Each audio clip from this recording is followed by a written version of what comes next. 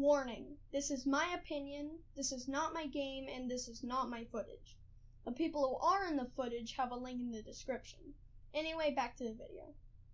Five Nights at Freddy's, a game series that most of us are pretty familiar with nowadays. But what if we go all the way back to the first game? You know, when robots running around a pizzeria was weird? Yep, I'm talking about FNAF 1, and oh boy, this game is still spooky as all balls. In my opinion, FNAF 1 has the best atmosphere out of all the games.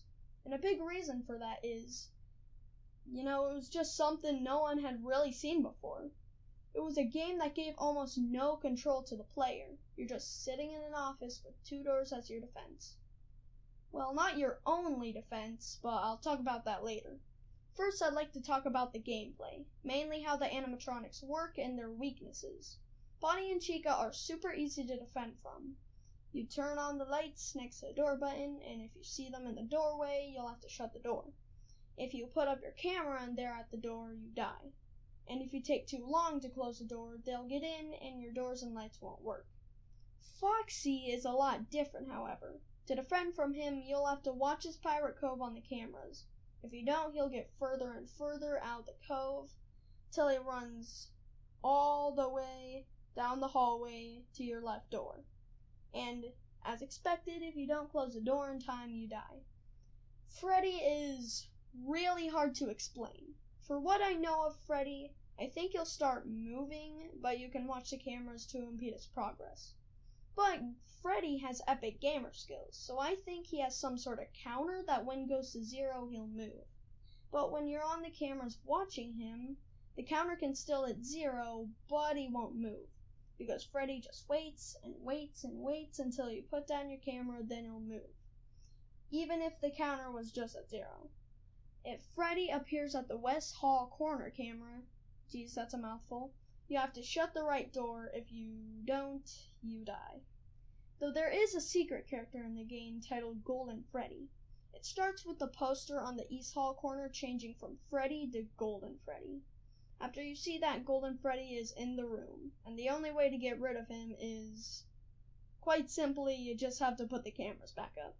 One more thing though is the power. If you use the lights, doors, or the camera, that uses up power. And if it reaches 0, Freddy will come to the left door and play a song called the Toreador March. And after that, it turns pitch black, then Freddy jump scares you and you die. So overall, I'd say gameplay about 8 out of 10.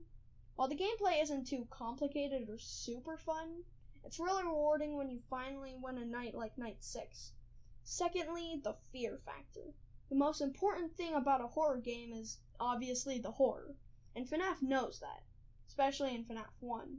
In FNAF 1, you're in a small room in a dark pizzeria with low power and animatronics trying their hardest to kill you. Not too extravagant overall, but so much of the game has this horrifying edge that just makes you feel uneasy even on the first night. It's hard to explain, but this game just makes me feel uncomfortable. When I play games like this, my brain just makes me think I'm gonna die a horrible death, which, it is a horror game, so it's bound to happen, but also makes my imagination go crazy and make me more likely to die. And especially with the kinda low budget looking office cameras and animatronics, that doesn't really help too much. I could go more in depth in the horror, but just play the game, you'll definitely get spooked really easy. Overall, I'd say horror about 10 out of 10. Finally, my overall thoughts. While it isn't my favorite FNAF game, I have to say it is the scariest in atmosphere and lighting. So much of the game is really terrifying. To the animatronics, to the noises, to the jump scares. It's again hard to explain how so much of this game works, but it just does. And it created a whole subgenre of games, which while many aren't too good, sometimes you find a diamond in the garbage. And a lot of times, it's the FNAF games themselves, like FNAF 1. And while again, it's not my favorite game out of the bunch, nor do I really think it's one of the greatest FNAF or FNAF fan games, I definitely recommend playing it. Or watch Markiplier or Jacksepticeye or the other show in this video play it.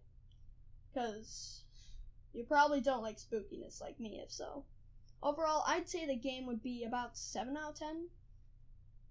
I do like FNAF 1, but in the grand scheme of things, it's not too big or complicated. And sometimes that can be a good thing. Sometimes you just want to have a fun time playing a spooky game. But with FNAF 1 contrasting with all the other games, it really isn't too mind-blowing, you know. I get that is the first game, however, so many of what I said can be forgiven. Anyway, even though I've been kinda harsh on the game, I still think FNAF 1 is good and definitely worth your time.